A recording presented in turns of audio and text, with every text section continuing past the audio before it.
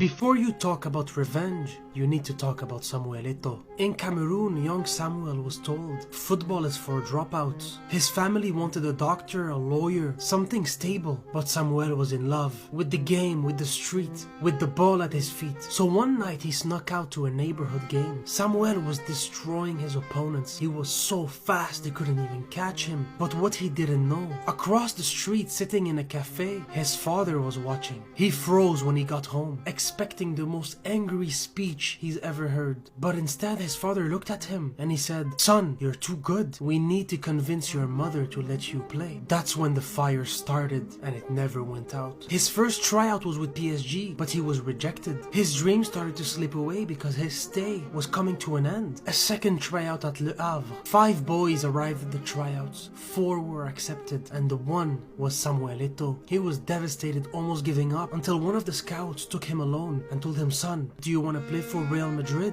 The answer was obvious. At 16 years old, he was already part of the team, but he was never given his opportunity. Instead, he was loaned out to club after club. Mallorca was the only club that actually gave him his chance, and he did not disappoint. In one of his first games with Mallorca, he already scored against Real Madrid. At the Bernabeu, Eto took it personal, and then he finished his first season with 30 goals and Mallorca's first ever Copa del Rey trophy. Then Barcelona came calling. 24 million euros. Mallorca's gamble brought its fruits. At Barcelona he exploded. Alongside one of the greatest Brazilians of all time, Eto was now unstoppable. He won the Pichichi, the Champions League, officially made Real Madrid regret their decision forever. But with too much success comes tension. Rijkaard leaves Barcelona. Ronaldinho is not the same player he was. Barcelona was stumbling. Guardiola came and wanted to clean house. Deco out. Ronaldinho out. Samuel Eto, Pep didn't want him, tried to bench him, tried to sell him. Eto forced his way into the starting 11. He was unstoppable in practice. Benching him was almost a crime at this point. Whenever Guardiola would make the mistake of giving him some minutes on the pitch, he would score braces, hat-tricks. Although Eto was not speaking to his own manager, he led Barcelona to a historic treble. Pep Guardiola couldn't get his way, and so he traded Eto regardless. Samuel Eto was ready to join Jose Mourinho. Samuel Eto was the first man to ever win a back-to-back treble with 2 different clubs. He played in the iconic Champions League run by Inter Milan, and he was the main contributor in disqualifying Barcelona in the Champions League just 1 year later. Pep Guardiola was stunned. Samuel Eto was king.